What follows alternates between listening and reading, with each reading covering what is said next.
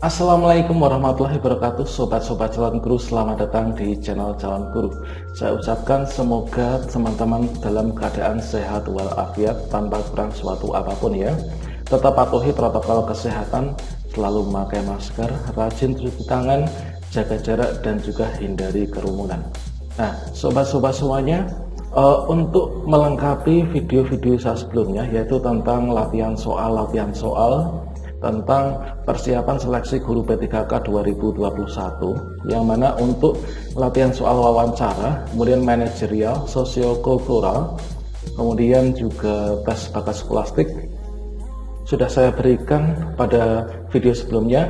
Maka pada kesempatan ini kita akan update latihan soal untuk kompetensi teknis ya, yang mana untuk soal kompetensi teknis ini adalah disesuaikan dengan ijazah masing-masing dan formasi masing-masing ya. Nah, di sini kita akan berbagi latihan soal dan juga pembahasan lengkap dengan kunci jawaban, yaitu untuk soal latihan tes P3K guru kelas. Seperti yang kita ketahui sobat semuanya, untuk yang diujikan dalam seleksi guru P3K 2021 itu ada kompetensi manajerial, kemudian kompetensi sosiokultural, kemudian seleksi wawancara, tes bakat skolastik, dan juga kompetensi teknis. Baiklah sobat semuanya, kita akan mulai latihan soal dan juga pembahasannya. Kemungkinan nanti yang akan banyak dikeluarkan dalam seleksi guru P3K pada tahun 2021 untuk formasi guru kelas ya sobat semuanya. Namun sebelum kita lanjutkan, perlu saya ingatkan kepada kalian, bagi yang belum subscribe silahkan klik tombol subscribe-nya dan diaktifkan notifikasi loncengnya, sehingga nanti jika ada info terbaru dari saya, teman-teman akan mendapatkan pemberitahuan di HP masing-masing. Baiklah, untuk soal pertama sobat semuanya, tes P3K guru kelas ya.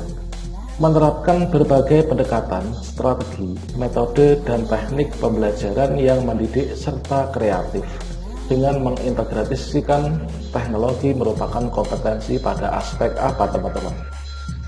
Apakah penguasaan terhadap karakteristik peserta didik, penguasaan pada teori belajar dan prinsip-prinsip pembelajaran, pengembangan kurikulum, penyelenggaraan pembelajaran yang mendidik, atau berkomunikasi pada peserta didik? Menerapkan berbagai pendekatan, strategi, metode, teknik. Itu adalah urutan-urutannya ya.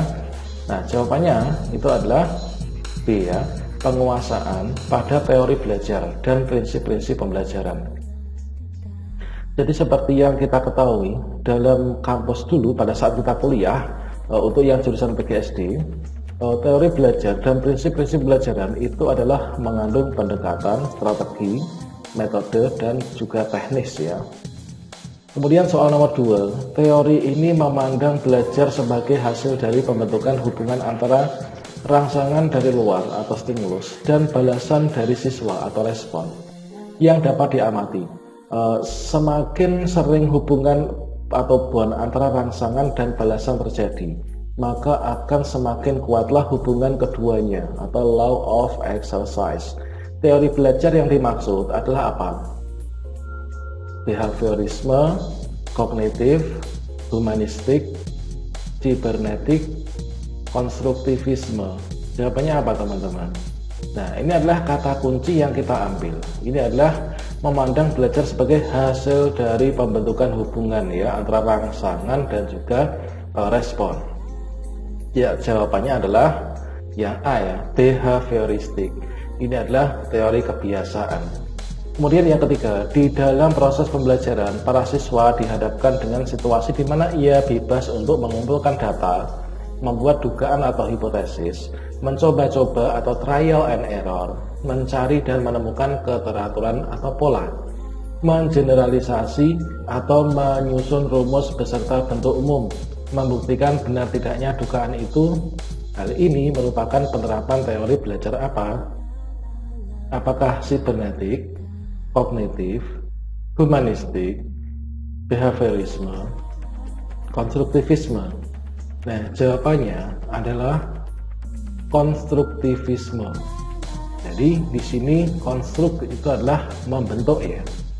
Kemudian seorang guru yang mengembangkan tujuan pembelajaran untuk menggambarkan proses dan hasil belajar yang diharapkan dicapai oleh peserta didik sesuai dengan kompetensinya, dimuat dalam silabus, RPP, dan RPP, SKL, lembar penilaian.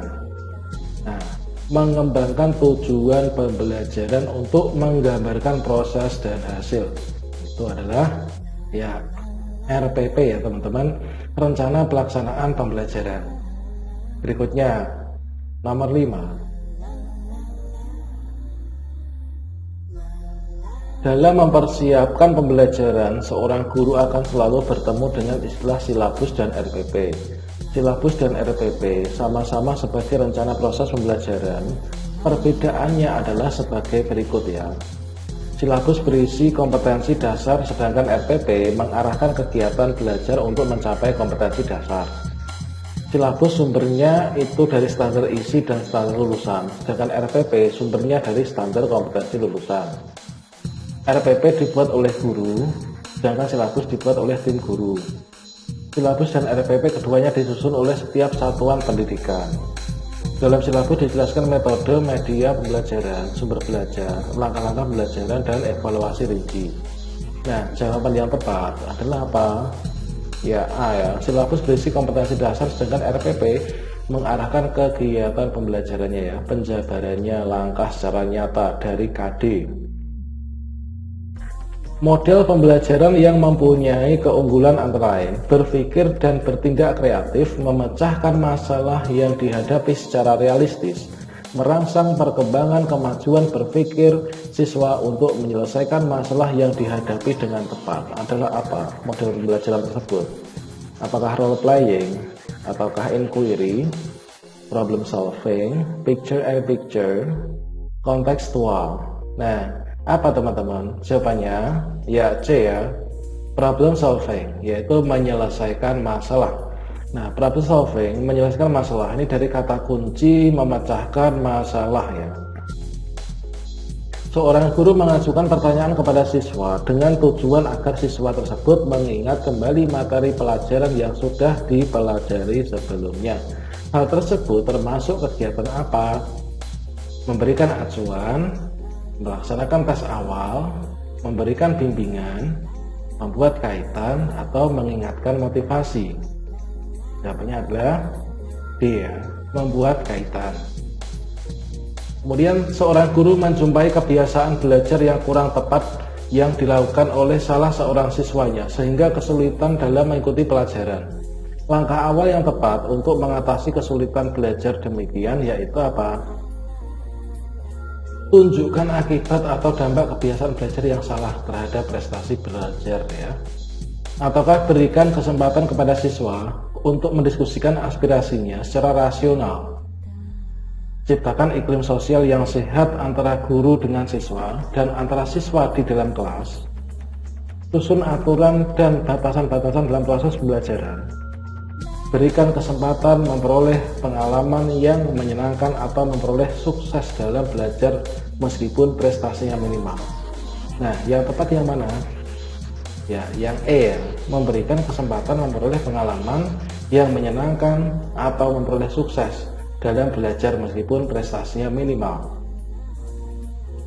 Faktor yang penting dipertimbangkan oleh seorang guru dalam melaksanakan diskusi pemecahan masalah dalam proses pembelajaran adalah apa?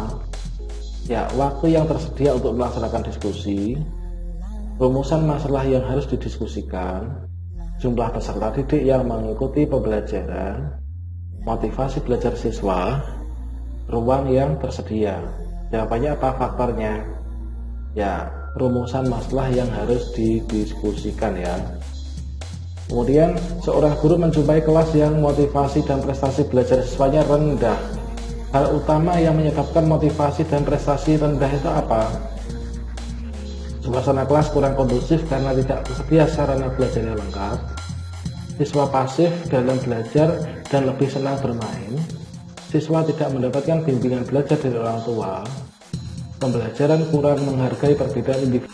Atau siswa cenderung lebih suka belajar dalam kelompok. Nah, jawabannya apa? Nah, D ya. Pembelajaran kurang menghargai perbedaan individu siswa. Jadi di sini yang harus dibenahi itu adalah sikap kita sebagai seorang guru ya teman-teman. Kemudian pada saat mempersiapkan pembelajaran, seorang guru dapat menyusun strategi pembelajaran dan menentukan media yang akan digunakan dalam pembelajaran tersebut.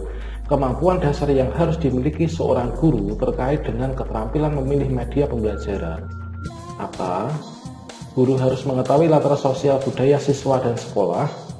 Guru mengetahui cara mengevaluasi pembelajaran dengan media. Guru harus memahami karakteristik dari media pembelajaran tersebut. Guru harus menyesuaikan diri dengan kemampuan sekolah. Atau guru menyesuaikan dengan materi pembelajaran. Nah, jawabannya C. Guru harus memahami karakteristik dari media pembelajaran tersebut ya. Jadi sebelum kita gunakan media pembelajaran, kita harus pelajari dulu. Seorang guru harus mampu memanfaatkan media pembelajaran dan sumber belajar untuk mencapai tujuan pembelajaran utuh.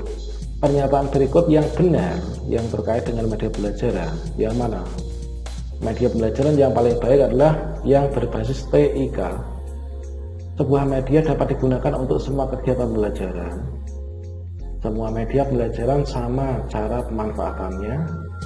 Media dapat digunakan sebagai pembawa pesan dalam suatu kegiatan pembelajaran. Memilih media tidak perlu banyak pertimbangan agar tidak merepotkan. Jawabannya apa? Jawabannya adalah D ya.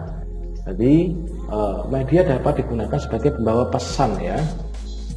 Kemudian setiap materi pembelajaran memiliki tingkat kesukaran yang bervariasi. Untuk memudahkan siswa memahami materi yang memiliki tingkat kesukaran tinggi, guru sering memanfaatkan media pembelajaran. Misalnya, media gambar atau tayangan video yang berisi sistem peredaran darah.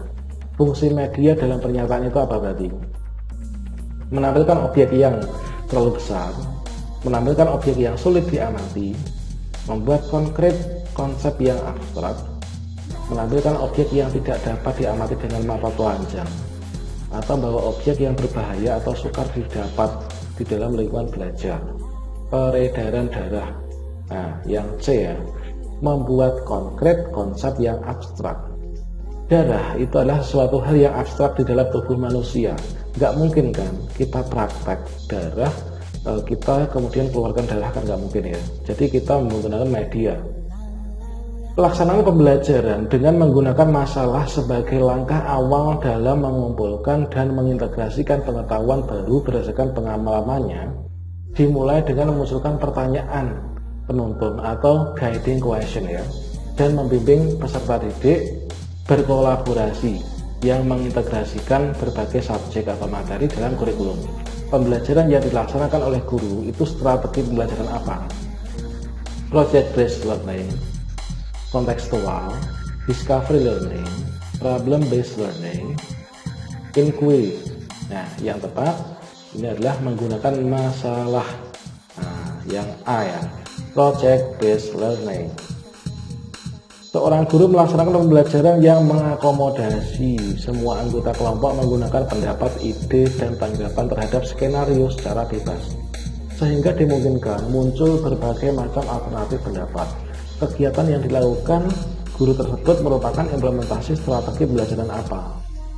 Project based learning, inquiry learning, discovery learning, kooperatif, problem based learning.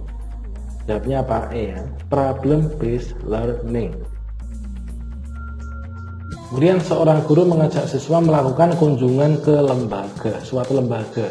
Namun sesampai di lembaga itu belum ada petugas dan narasumber yang melayani. Untuk mengisi kekosongan waktu, guru tersebut memulai pembelajaran dengan memilih menggunakan strategi pembelajaran ekspositori. Pertimbangan guru memilih strategi itu apa? Waktu belajar cukup banyak, sumber belajar hanya dimiliki pendidik, sedikitnya jumlah guru, ruang kelas yang terbatas, tidak ada sumber belajar dan media pembelajaran. Jawabannya apa? Ya, B ya, sumber belajar hanya dimiliki pendidik. Berikut ini merupakan langkah-langkah pembelajaran dengan model pembelajaran project based learning. Penentuan pertanyaan mendasar. mendesain perencanaan proyek, menyusun jadwal, memonitor peserta didik dan kemajuan proyek, menguji hasil, mengevaluasi.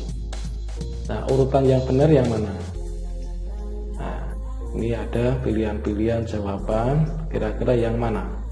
Jawabnya adalah yang A ya, 1, 2, 3, 4, 5, 6. Jadi itu sudah urut ya. Jadi pertanyaan dulu, terus direncanakan jadwal, peserta, dan seterusnya ya. Kemudian perhatikan langkah-langkah kegiatan pembelajaran ini. Mengorganisasi siswa dalam belajar, orientasi siswa pada masalah, membimbing penyelidikan siswa secara mandiri atau kelompok, mengembangkan dan menyajikan hasil karya.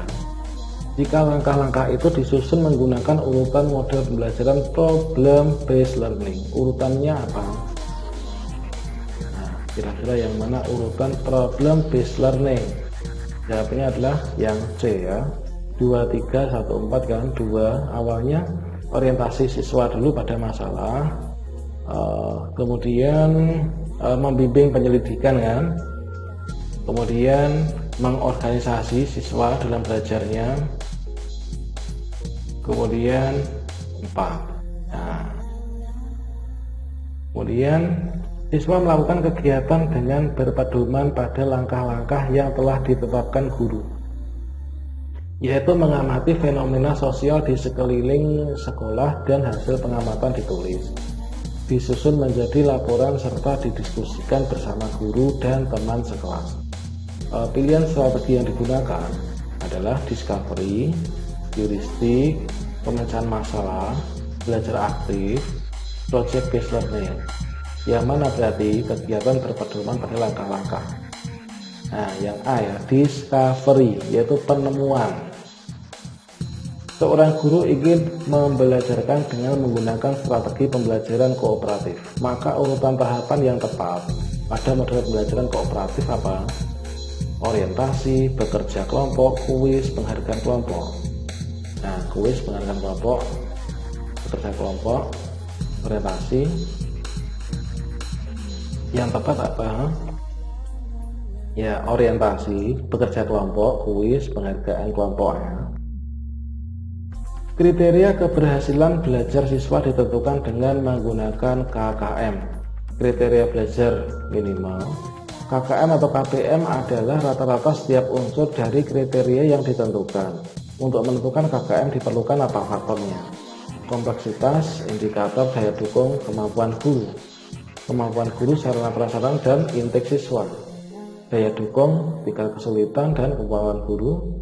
Kompleksitas, indikator, daya dukung, intake, kemampuan guru, tingkat kesulitan, kompetensi dasar, dan intake siswa.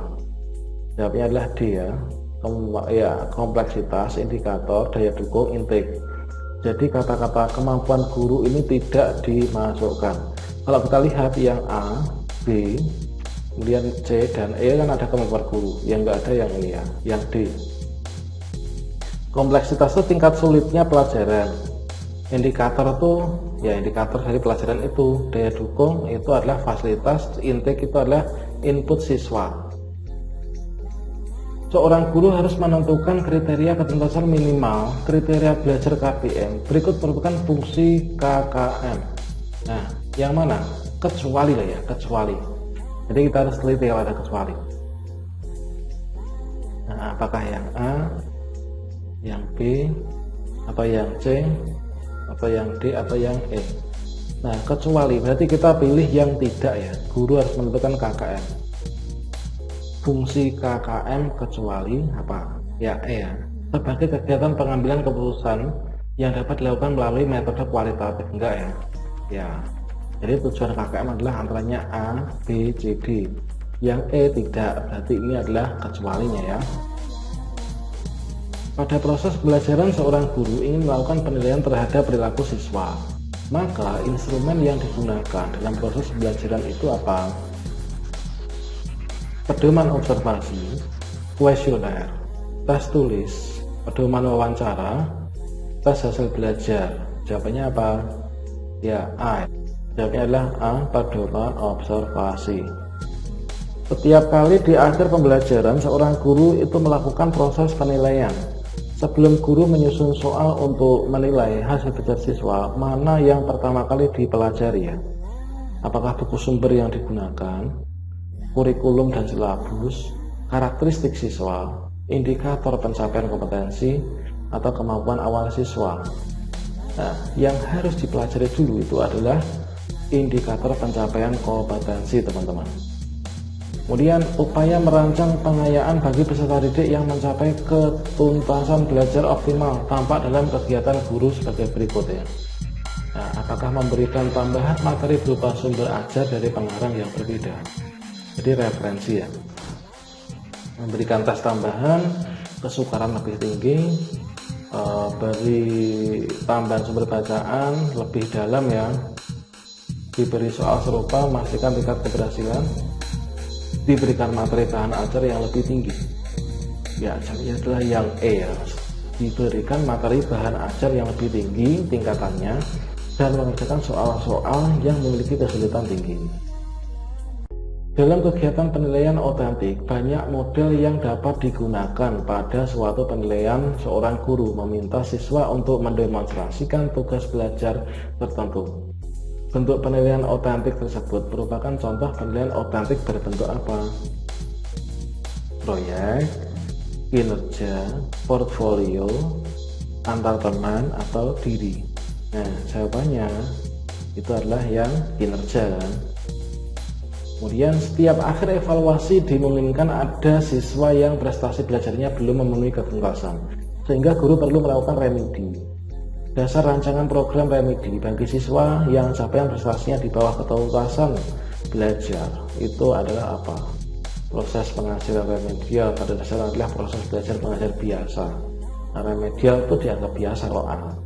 Tujuan pengajaran remedial itu sama dengan tes diagnosis. Sasaran terpenting pengajaran remedial itu peningkatan kecerdasan siswa.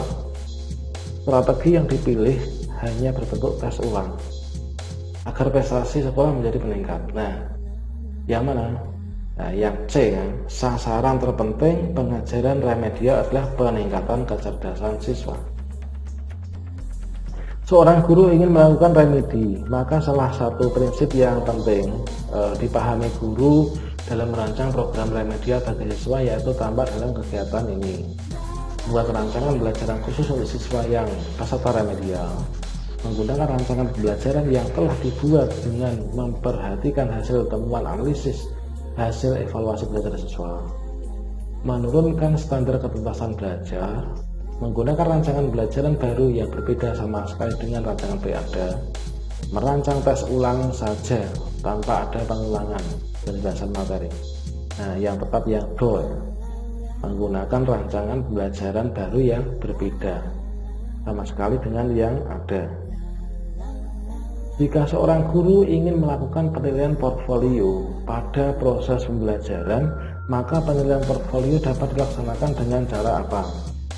Memberikan penilaian menyeluruh terhadap tugas-tugas siswa, mengumpulkan lembaran-lembaran jawaban hasil tes harian dan sumatif tiap siswa, memberikan tugas kepada siswa untuk dikerjakan di rumah, mengumpulkan hasil kerja masing-masing siswa telah diberikan, kemudian masukkan baik guru, rekan, siswa beralfil sebagai bukti hasil belajar, atau dikumpulkan lembaran-lembaran itu dari tiap siswa, kemudian untuk melihat kesulitan siswa dalam memahami pokok bahasan ya. Jawabannya yang mana?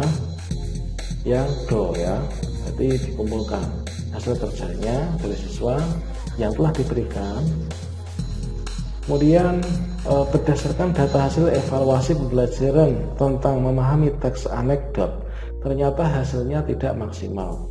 Dari 30 siswa dinyatakan belum tuntas jumlah 15, sehingga mengikuti program remedial. Sedangkan yang dinyatakan tuntas mengikuti program pengayaan. Kegiatan pengayaan untuk 15 siswa dapat dilakukan oleh guru dengan cara apa? Mengadakan pendalaman materi terkait dengan KD itu, diberikan bahan ajar berupa modul, digabung dengan siswa yang belum tuntas, jadi dicampur aduk, melanjutkan materi pada KD selanjutnya, memberi tugas mengerjakan lembar kerja siswa. Nah, jawabannya yang tepat itu adalah untuk yang pinter ya, untuk yang sudah tuntas. yaitu mengadakan pendalaman materi terkait dengan KD tersebut. Yang namanya sahabat di sini ada kata kunci yaitu pengayaan ya. Pengayaan berarti masih KD tersebut. Oke, demikian sahabat semuanya. Semoga bermanfaat. Silahkan tinggalkan jejak di kolom komentar dan silahkan subscribe. Semoga nanti teman-teman itu lolos semua ya P3-nya. Kalian aktifkan notifikasi lonceng supaya nanti tidak ketinggalan informasi terbaru ya. Sampai jumpa. Wassalamualaikum warahmatullahi wabarakatuh.